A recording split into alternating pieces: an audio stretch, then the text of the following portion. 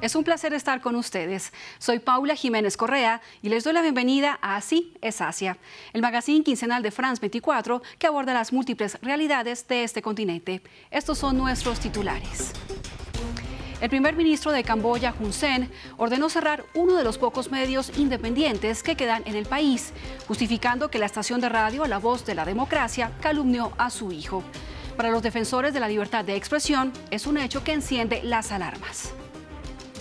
En India sigue indignando la práctica de ofrecer niñas a una diosa para luego ser usadas como esclavas sexuales. Menores de 10 años son obligadas a entregar su virginidad a cambio de bienes o dinero. Aunque esto ha sido prohibido durante décadas, esta práctica se sigue presentando en la actualidad. ¿Podrán los robots reemplazar a los seres humanos?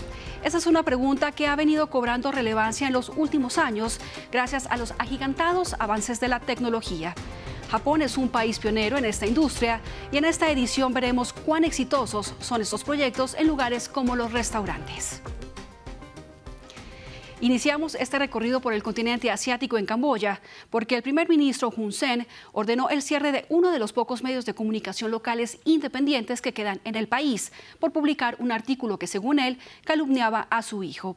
El llamado hombre fuerte de Camboya ha tomado medidas cada vez más severas contra cualquier oposición. La orden llegó de la noche a la mañana y de arriba. La Voz de la Democracia de Camboya, también conocida como VOD, tendría que dejar de publicar y transmitir a las 10 de la mañana. No me esperaba esto. El primer ministro hizo que esto sucediera. Es como cerrar las voces de la gente. Una de las últimas estaciones de radio y sitios web independientes de Camboya, VOD, era conocido por informar extensamente sobre temas delicados. Esperemos que este no sea el final de todo aún, así que haremos nuestro mejor esfuerzo. Ojalá se pueda encontrar una solución pronto. Pero habiendo atraído la ira del líder del país antes de las elecciones generales de julio, su futuro no parece prometedor. Hun Sen acusó a VOD de calumniar a su hijo Hun Manet, quien es el jefe del ejército y heredero aparente de su padre. El artículo de VOD decía que Hun Manet había firmado un documento en nombre de su padre autorizando una donación de $100.000 en ayuda por el terremoto en Turquía. El primer ministro dijo que el artículo tergiversaba los hechos porque solo él tenía la autoridad para tomar decisiones sobre la ayuda exterior. La decisión es particularmente preocupante debido al impacto escalofriante que tendrá sobre la libertad de expresión y el acceso a la información antes de las elecciones nacionales de julio. Vemos a Hun Sen preparándose nuevamente para una especie de barrido limpio para ungir a su hijo, Hun Manet, como el futuro líder y no quiere que nadie diga nada que sea ni remotamente crítico con él o su administración. Entonces era cuestión de tiempo. Creo que de alguna manera antes de que VOD fuera golpeado. Los han golpeado por una acusación absolutamente ridícula. Hun Sen ingresó al nuevo gobierno de Camboya en 1979.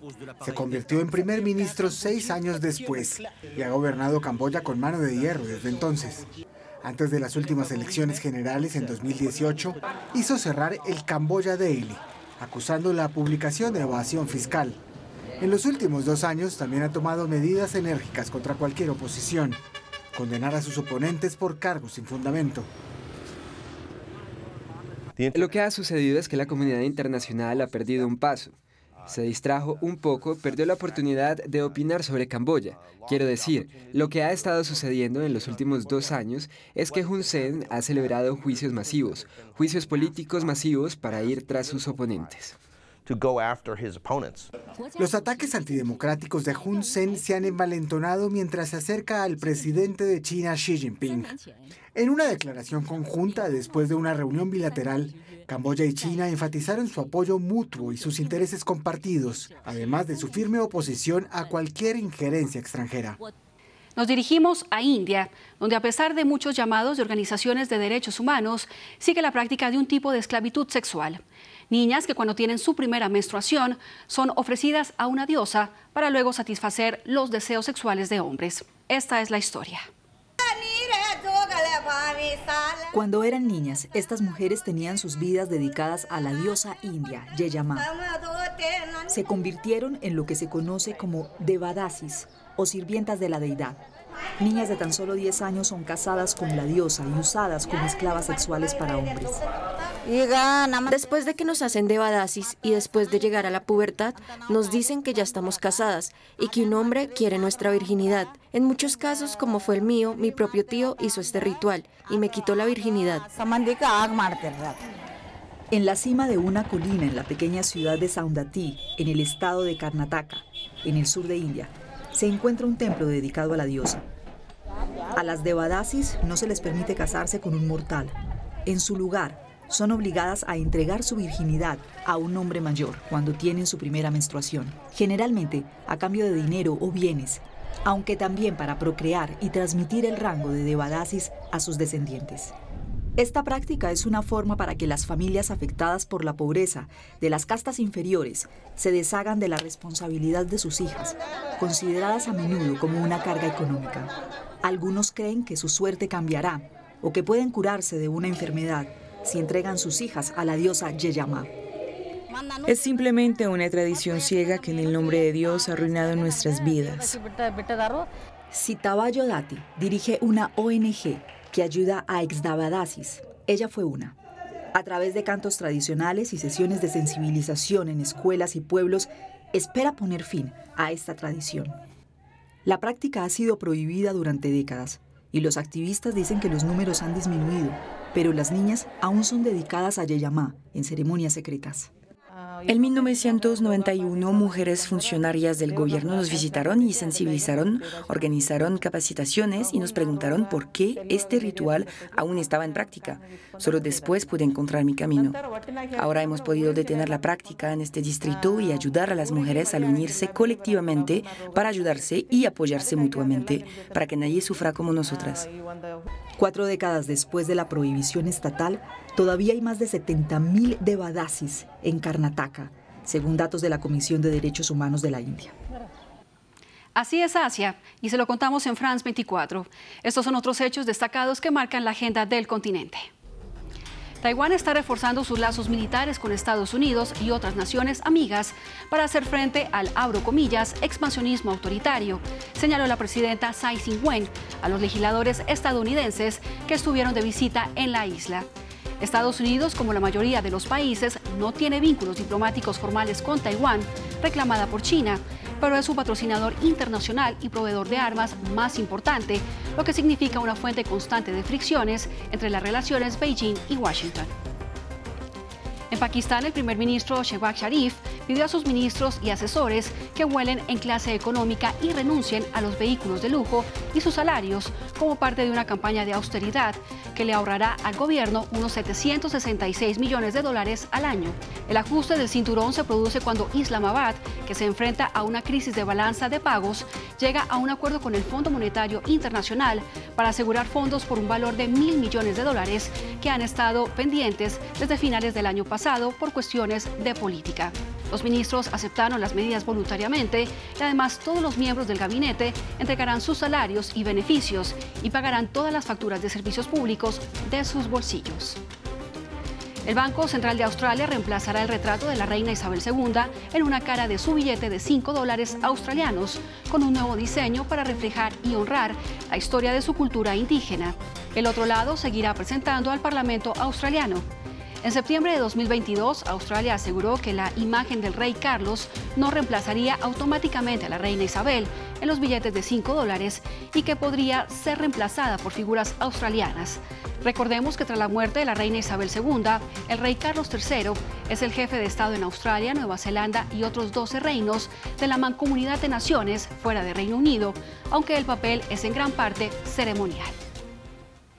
En Japón es común que un robot cante o lleve la comida a la mesa de un restaurante. Según la Federación Internacional de Robótica, la producción y exportación de robots aumentó en el país desde 2020. Y a pesar de automatizar procesos, aún existen muchos desafíos en la industria. Veamos el informe de nuestra corresponsal, Luza Medina. La industria robótica vio su auge durante la pandemia, según el Ministerio de Economía, Comercio e Industria de Japón. Sus reportes revelan que los ingresos de las compañías aumentaron. Tal es el caso de SoftBank Robotics. La empresa tiene 500 robots en establecimientos comerciales en Japón.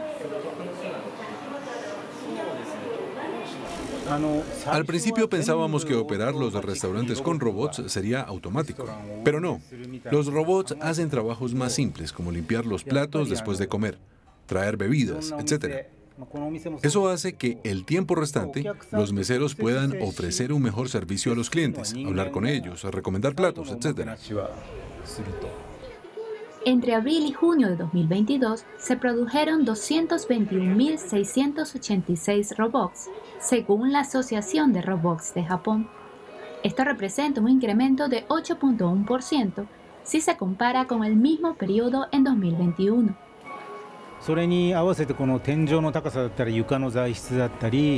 Dependiendo de las características de cada tienda, la altura del techo, la condición del piso, entre otros, se colocan diferentes tipos de robots.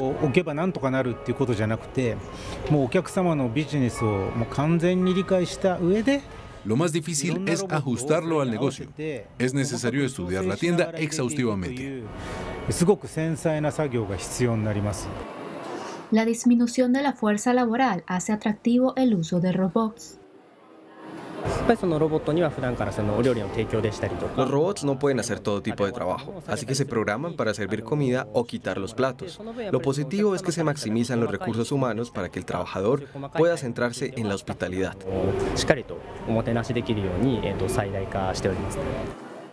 La falta de capacidad de análisis y dificultad para resolver problemas distintos a los que han sido programados hace difícil que los robots puedan reemplazar la mano de obra.